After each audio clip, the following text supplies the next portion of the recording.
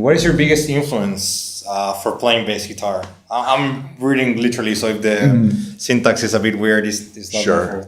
my fault. I mean, well, there's a bunch. It really is hard to narrow it down to one. Well, you mentioned quite a few of them already. Yeah, so. Cliff Burton, Steve Harris, Geddy Lee for sure. Even though that's a bit outside the metal genre, but still Geddy Lee is a big influence, tone wise, playing wise, the odd meter stuff.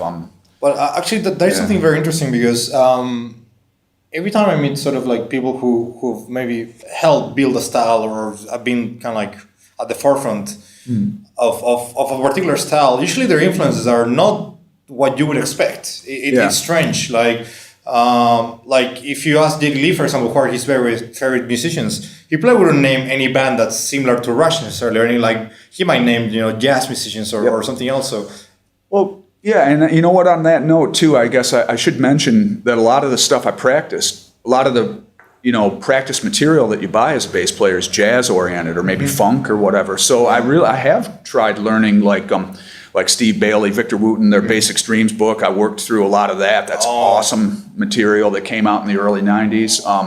That was mind-blowing, too. Yeah. Bass Extreme, that Chick from Korea song. Yeah, that's an awesome song. Yeah, really fun. I never played it start to finish, but I learned a bunch of the little parts. It's so cool. And so a lot of that stuff probably had an impact on how I play, even though it's not, not at all like Cannibal Corpse's music.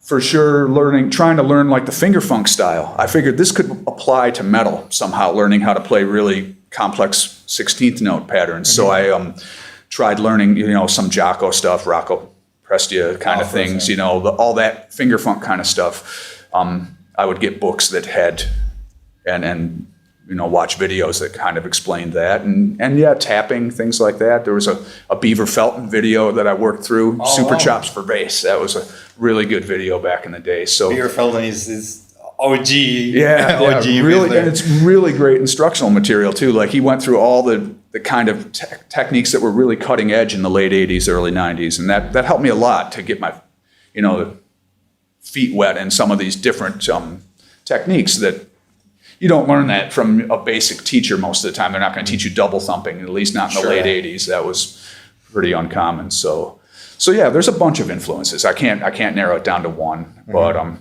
for sure, Cliff Burton, Steve Harris, those are really big ones. Awesome.